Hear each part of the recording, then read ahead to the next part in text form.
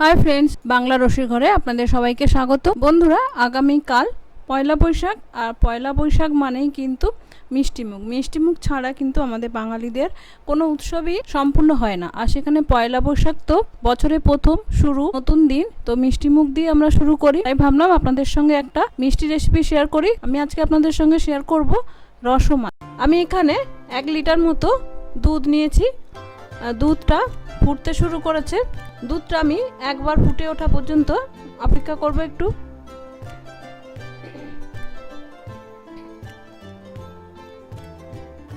দেখুন পুরো ফুটে উঠেছে। এবার আমি গ্যাসটা বন্ধ করে দেব।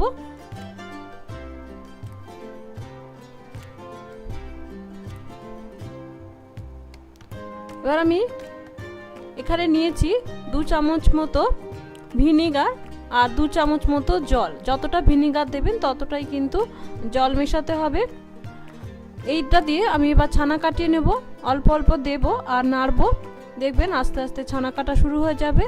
দেখুন আস্তে আস্তে কিন্তু ছানা কাটানো শুরু হয়ে গেছে। আমি এখানে ভিনিগার দিয়ে করছি, আপনারা চাইলে কিন্তু ছানা কাটানোর পাউডার বা লেবু দিয়ে করতে পারেন। দেখুন আমি যতটা নিয়েছিলাম মোটামুটি সবটাই লেগে গেছে, একটুখানি বাদ দিয়ে। তো ছানাটা কিন্তু ভালোভাবে কেটে গেছে। এবার এটা আমি জল ঝরিয়ে নেব।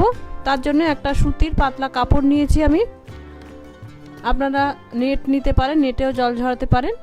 এবার আমি ছানাটা ঢেলে দেব সুতির কাপড়ে।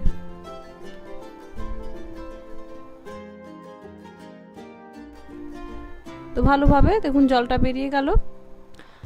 এবার আমি ছানাটাকে আরও 2 বার ধুয়ে নেব, কারণ এটা যেহেতু ভিনিগার দিয়ে করেছি, এটা কিন্তু একটু টক টক আছে আর ভিনিগারের একটা স্মেল আছে। তো ভালো করে কিন্তু 2 বার ধুয়ে নিতে হবে, নাহলে কিন্তু ছানাটা টক থেকে যাবে। বা আমি এটা দিয়ে করব রসমালাই, তো রসমালাইও কিন্তু কেটে যেতে পারে টক থাকলে। দেখুন আমি 2 বার জল দিয়ে ভালো করে এটা ধুয়ে নিয়েছি। এবার ভালো করে আমি জলটা ঝরিয়ে নেব। দেখুন জল ঝরিয়ে নিয়েছি ভালো করে, শুকনো করে একেবারে। জল থাকলে কিন্তু যখন আমি এগুলো ছোট ছোট গোল গোল পাকাবো তাহলে কিন্তু ঠিকমতো শেপ আসবে না, পাতলা হয়ে যাবে। এবার এটা আমি ভালো করে একটু চটকে নেব। তবে রসগোল্লা করার মতো কিন্তু মাখার দরকার নেই, অত নরম না করলেও চলবে। এটা আমি মিনিট 5 মতো একটু ঠেসে নেব। দেখুন মিনিট 5 পর এটা কি সুন্দর নরম মোলায়েম হয়ে গেছে একেবারে। এবার এতে আমি দিয়ে দিচ্ছি 2 চামচ মতো চিনি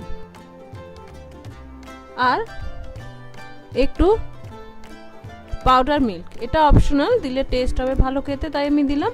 আপনারা চাইলে স্কিপ করতে পারেন। তবে এখানে কিন্তু আমি কোনো রকম আটা ময়দা বা কর্নফ্লাওয়ার কিছুই কিন্তু ব্যবহার করছি না, এইটা দিয়ে কিন্তু হয়ে যাবে। এবার চিনিটা দিয়ে ভালো করে মেখে আমি 10 মিনিট রেখে দেব। এবার আমি ছানাটা মেখে রেখে দিয়েছি। এদিকে নিয়েছি 1 লিটার মতো দুধটা আমি একবার ফুটিয়েছি। এবার এখান থেকে আমি 2-3 হাতা মতো দুধ তুলে রাখছি, এটা আমার পরে কাজে লাগবে, আমি দেখাচ্ছি। এবার বাকি দুধটা আমি মিনিট 5 মতো মিডিয়াম আঁচে একটু ঘন করে নেব। যে দুধটা আমি বাটিতে তুলে রেখেছিলাম সেটার মধ্যে দুধ দিয়ে দিচ্ছি 2 টেবিল চামচ মতো পাউডার মিল্ক। আপনাদের কাছে যদি কনডেন্স মিল্ক থাকে তাহলে দিতে পারেন, আমার কাছে ছিল না, তাই আমি মনে হয় যে পাউডার মিল্কটাই দিয়ে দিই। ভালো করে গুলে নিয়েছি আমি পাউডার মিল্কটা। দেখুন এদিকে 5 মিনিট মতো দুধটাও ঘন হয়ে গেছে বেশ কিছুটা। দেখুন কতটা কমে গেছে, কড়াই দেখে কিন্তু বোঝা যাচ্ছে যে কতটা কমে গেছে। এবার আমি যে পাউডার মিল্কটা গুলে রেখেছিলাম সেটা দিয়ে দিই। এবার আমি দিচ্ছি চিনি। আমি এখানে 200 গ্রাম মতো চিনি দিচ্ছি, কারণ দুধ কিন্তু ঘন অনেকটা কমে গেছে, তাছাড়া পাউডার মিল্ক দিয়েছি। তবে খুব বেশি কম দেবেন না, কারণ রসমালাইয়ের যে গুলিগুলো সেগুলো কিন্তু টানবে। আপনারা যেরকম মিষ্টি পছন্দ করেন সেরকম দিক। এবার আমি দুধটা আরও 10 মিনিট ঘন করে নেব। দেখুন এইদিকে ছানাটা 10 মিনিট হয়ে গেছে। এবার আমি এখান থেকে ছোট ছোট বলের মতো লেচি কেটে নেব। এরকম ছোট ছোট কাটবো, কারণ এটা কিন্তু দুধে একটু ফুলবে, আর দোকানে কিন্তু এরকম ছোট ছোটই পাওয়া যায়। তো সব কটা লেচি আমি ভালোভাবে কেটে নেব। দেখুন দুধটা লেচি কাটতে কাটতে 10 মিনিটে কিন্তু ভালোই ঘন হয়ে গেছে। এর থেকে বেশি ঘন করব না, তাহলে রসমালাইগুলো সেদ্ধ হবে না আর দুধ বেশি ঘন হয়ে যাবে।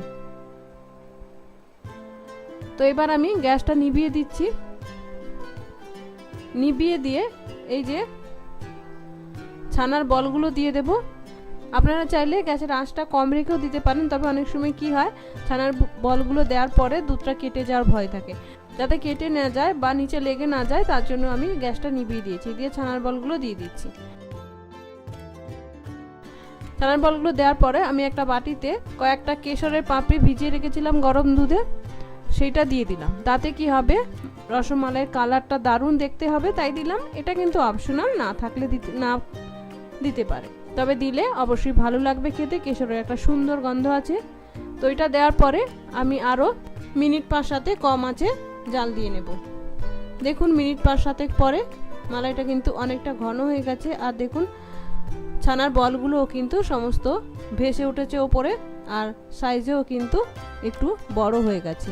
এবার এটা আমি নিভিয়ে রেখে দেবো 2-3 ঘন্টা মতো। আপনারা চাইলে ফ্রিজে রেখে ঠান্ডা করে নিতে পারেন। দেখুন আমি 2 ঘন্টা মতো রেখে দিয়েছিলাম। দেখুন কতটা জমে গেছে, কতটা গাঢ় হয়ে গেছে, আর দেখতে একদম পুরো পারফেক্ট দোকানের মতো লাগছে। মানে এটা বুঝতেই পারবে না কেউ যে দোকানে, আমি বলবো যে দোকানের থেকেও ভালো হয়েছিল খেতে, আর দেখতেও কিন্তু দারুণ সুন্দর লাগছে। তো আশা করি আপনাদের ভালো লাগলো। আর রসমালাই কিন্তু খুবই হালকা মিষ্টি হয়, খেতে কিন্তু খুবই ভালো লাগে, আর আমরাও কিন্তু ভীষণ ভালোবাসি। তো বন্ধুরা, আশা করি আমার এই হালকা পয়লা বৈশাখ স্পেশাল মিষ্টি রেসিপি ভালো লাগলো। ভালো লাগলে অবশ্যই লাইক, কমেন্ট, শেয়ার করে আমাকে উৎসাহিত করবেন। শুভ নববর্ষের শুভেচ্ছা থাকলো। বড়দের আমার প্রণাম, ছোটদের অনেক ভালোবাসা ও সমবয়সীদের অনেক শুভেচ্ছা থাকলো। নমস্কার, ধন্যবাদ।